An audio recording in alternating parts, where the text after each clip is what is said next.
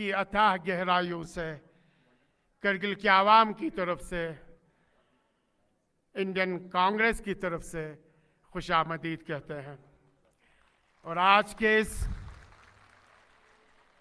मंच पे कांग्रेस कमेटी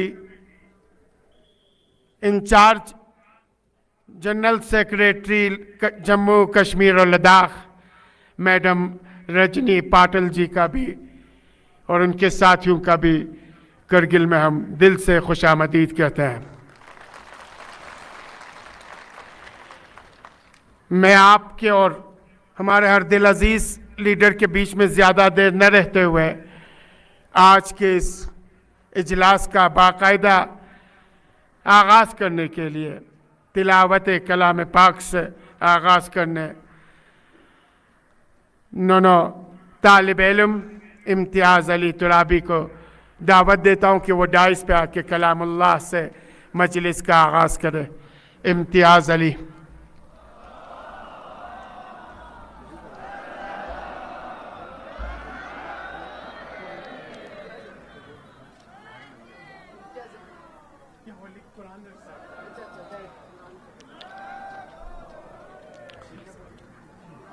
أعوذ بالله من الشيطان الرجيم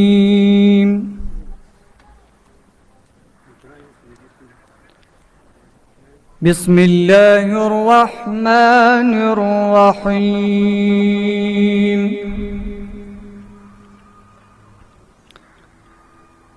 تبارك الذي بيده الملك وهو على كل شيء قدير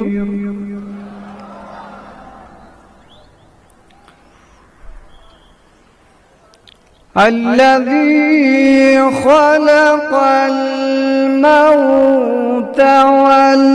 والحياة ليبلوكم أيكم أحسن عملا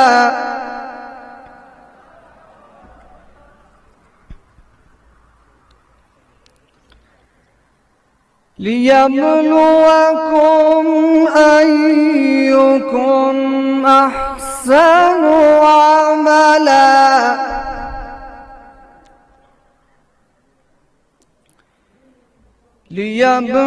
ليبلوكم أيكم أحسن عملا وهو العزيز الغفور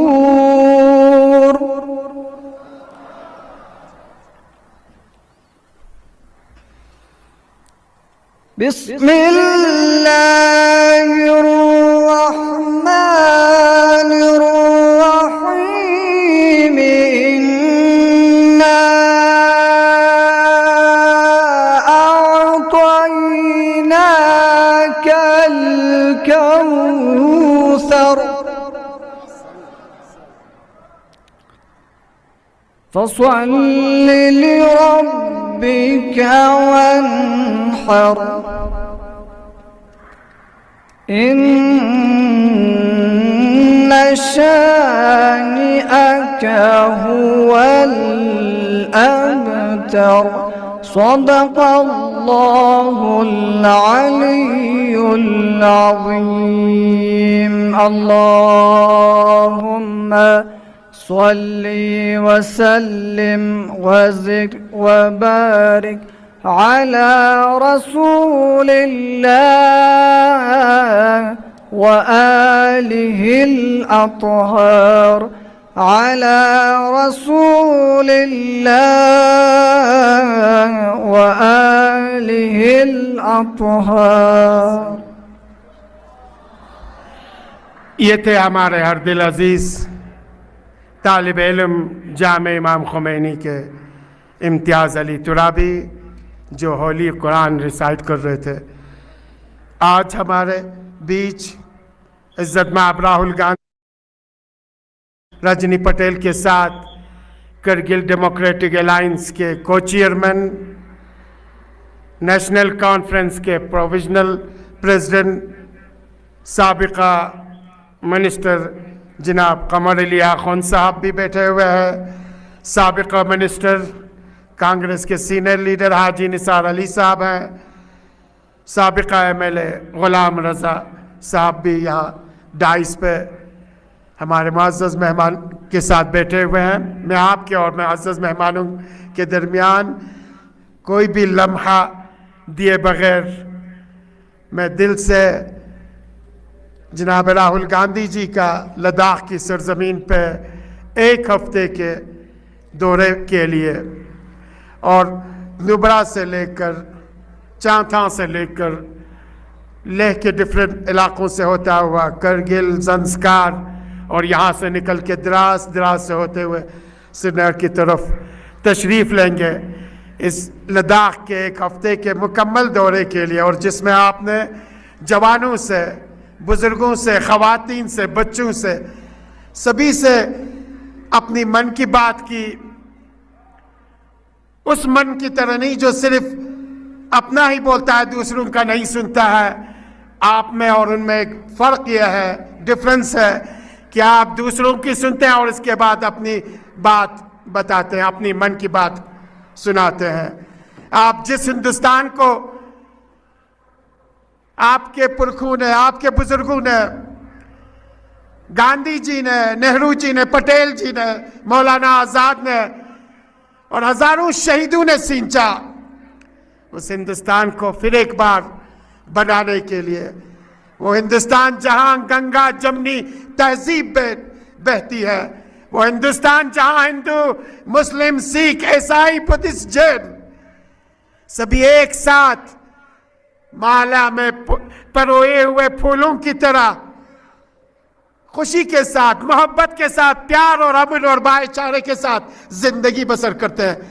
उस हिंदुस्तान को बनाने का आपने तिरुवनंतपुरम से झंडा गाड़ के आपने मन बना ली और 4000 किलोमीटर चल के आपने बता दिया कि हम उस हिंदुस्तान को बनाना चाहते हैं जिसमें प्रेम हो, मोहब्बत हो, अमन हो, भाईचारे हो और सिर्फ मोहब्बत के सिवा नफरत का नाम निशान ना हो। आज करगिल के लोग आपको सुनना चाहते हैं। उसी मोहब्बत, उसी प्रेम, उसी भाईचारगी से हमें उम्मीद है कि आप जो कुछ भी देखना चाहते हैं और बनाना चाहते हैं, उन्हीं बातों से हमारे करगिल के आवाम को मुस्तफ़ीद करेंगे।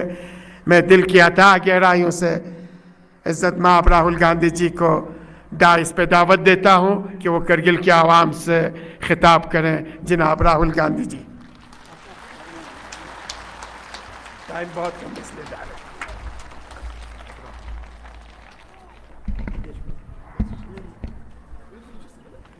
रजनी पाटिल जी, असगर करबलाई जी, कमर अली खान जी, गुलाम रज़ा जी, मनोज यादव जी, यूसुफ अली जी, कांग्रेस पार्टी के हमारे प्यारे कार्यकर्ता भाइयों और बहनों, आप सबका यहाँ बहुत बहुत स्वागत, नमस्कार।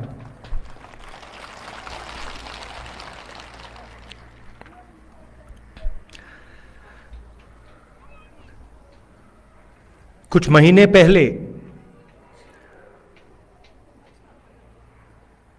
कन्याकुमारी से हम कश्मीर तक चले थे। यात्रा को हमने भारत जोड़ो यात्रा नाम दिया था और हमारा लक्ष्य जो बीजेपी और आरएसएस देश में नफरत और हिंसा फैला रहे हैं, उसके खिलाफ खड़ा होना, देश में भाईचारा, मोहब्बत फैलाने की हमने कोशिश की। यात्रा का मैसेज था बहुत अच्छा नारा, जो यात्रा में से निकला था, नफरत के बाजार में हम मोहब्बत की दुकान खोलने निकले हैं। और यही आपकी सोच है। पिछले दिनों में अपनी आंखों से मुझे यह देखने को मिला। यात्रा श्रीनगर में नहीं रुकनी थी, यात्रा को लद्दाख में आना था, मगर उस समय सर्दी थी, बर्फ थी और एडमिनिस्ट्रेशन ने हमें मना किया, कहा कि लद्दाख में नहीं जाना चाहिए। तो हमने बात मान ली थी। तो मेरे दिल में था और अभी भी है कि लद्दाख में भी हमें वो यात्रा चलानी चाहिए। शायद छोटा सा पहला कदम लिया, पैदल नहीं गए, मगर मोटर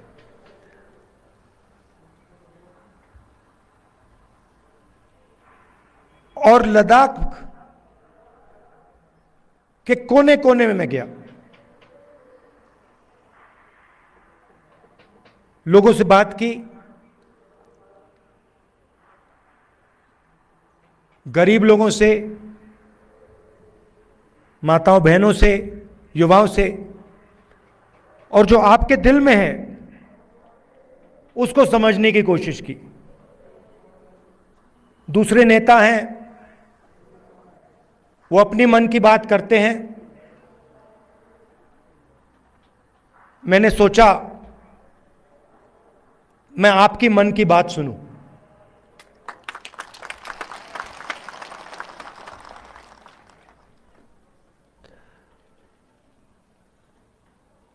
एक बात तो बिल्कुल साफ है कि जो गांधी जी की विचारधारा है, कांग्रेस पार्टी की विचारधारा है,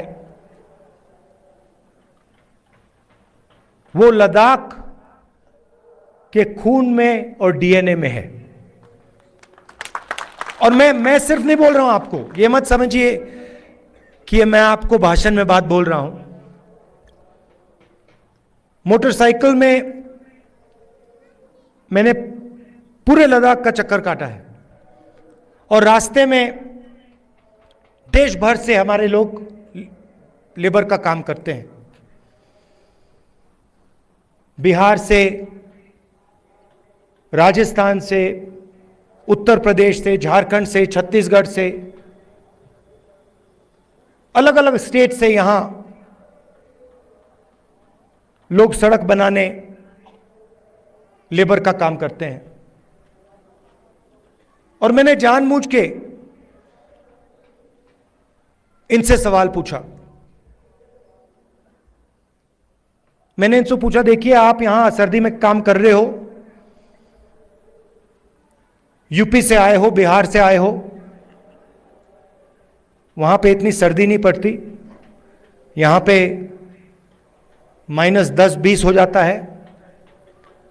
आपको लद्दाख के लोग कैसे लगते हैं? क्या आपको लगता है कि यहां आप अकेले काम कर रहे हो या लद्दाख के लोग आपकी मदद करते हैं,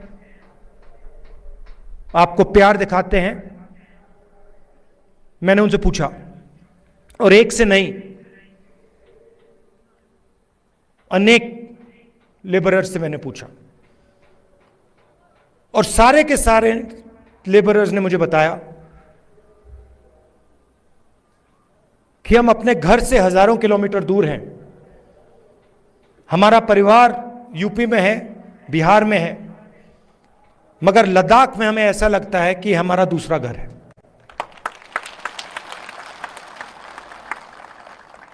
यहां पे जो भी कठिनाई होती है, पत्थर गिर जाते हैं, चोट लग जाती है, सर्दी होती है, भूख लग जाती है, लद्दाख के लोग हमारी मदद करते हैं। और जब भी हम उनके पास मदद के लिए जाते हैं, वो एकदम हमारी मदद करते हैं।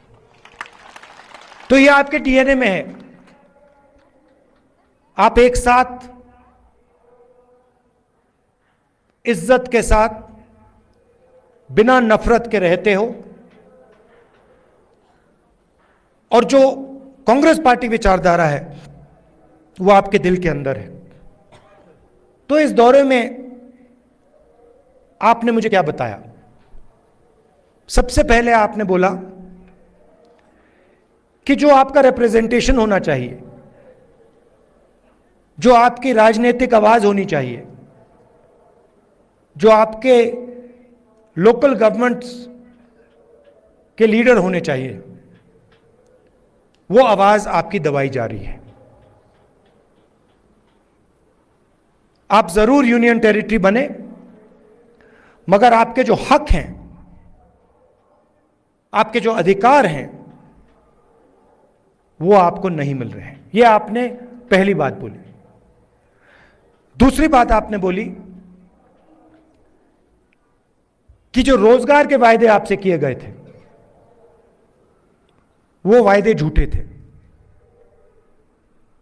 और लद्दाख के कोने कोने में अगर किसी भी युवा से बात की जाए वो आपको कहेगा कि लद्दाख बेरोजगारी का एपिसेंटर है। तीसरी बात आपने बोली कि जो सेलफोन की कवरेज होनी चाहिए, जो कम्युनिकेशन का सिस्टम होना चाहिए, वो नहीं है। यहां शायद आपने लोकल एयरपोर्ट की भी बात की कि यहां पे आपका एयरपोर्ट है मगर हवाई जहाज नहीं आता है। तो मैंने आपकी बात सुनने की कोशिश की, और कांग्रेस पार्टी आपके साथ खड़ी है, और आपकी जो स्ट्रगल है, चाहे वो आपकी जमीन का मामला हो, चाहे वो रोजगार का मामला हो, चाहे वो आपका जो कल्चर है, आपकी जो भाषाएं हैं, उसकी रक्षा करने की बात हो, हम आपके साथ एक साथ खड़े हैं।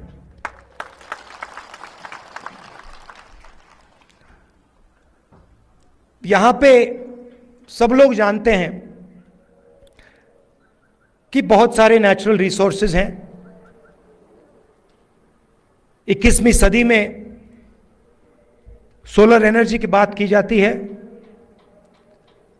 और लद्दाख में सोलर एनर्जी की कोई कमी नहीं है। बीजेपी के लोग ये जानते हैं, समझते हैं कि अगर आपको रिप्रेजेंटेशन दिया जाए तो फिर वो आपसे आपकी जमीन नहीं छीन पाएगी। मामला जमीन का है, और बीजेपी के लोग जो आपकी जमीन है आपसे लेना चाहते हैं। अदानी जी के बड़े बड़े प्रोजेक्ट्स यहां लगाना चाहते हैं, और उन प्रोजेक्ट्स का फायदा आपको नहीं दिलवाना चाहते हैं। हम ये कभी होने नहीं देंगे।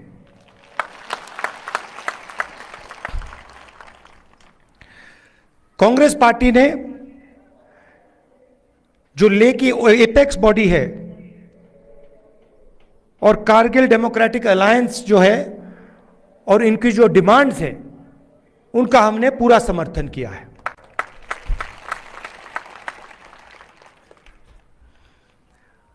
आखिरी बात मैं आपसे कहना चाहता हूं,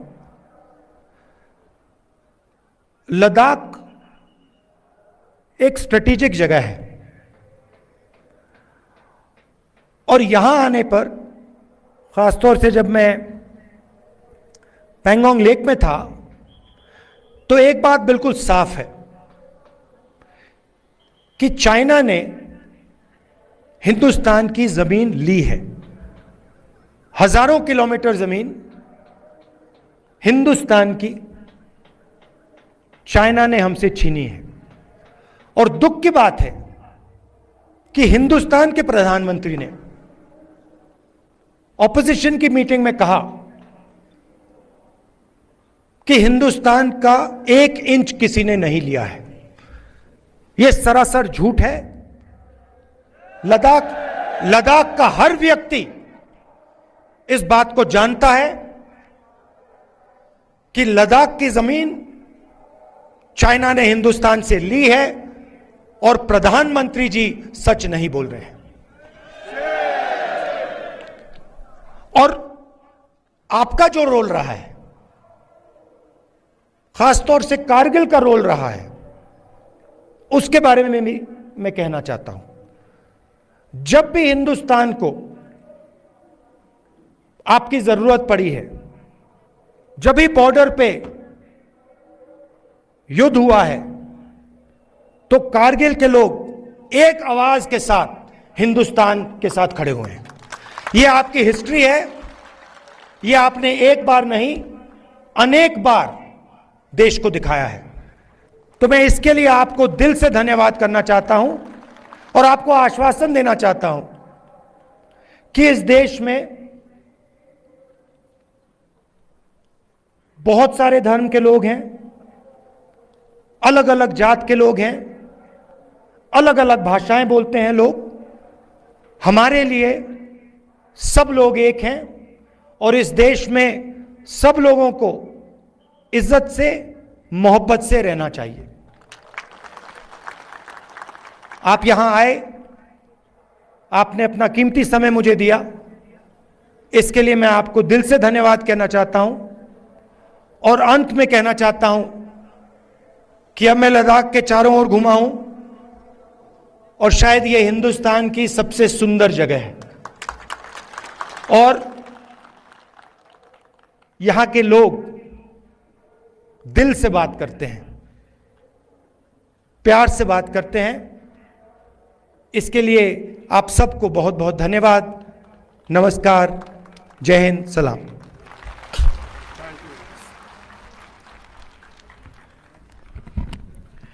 अभी आपसे राहुल गांधी जी मुखातब हुए थे और उन्होंने बता दी वो करगिल की आवाम को, करगिल में रहने वालों को और इनकी कुर्बानियों को हमेशा याद करेंगे। और हिंदुस्तान के सबसे बड़े ऐवान, सबसे बड़े हाउस में करगिल की आवाज़ बन के, लद्दाख की आवाज़ बन के, न सिर्फ वो खुद बल्कि उन्होंने ये वादा दिलाया कि पूरे कांग्रेस के लोग आपकी आवाज़ बन के आपके हुकूक के लिए आवाज़ उठाते रहेंगे।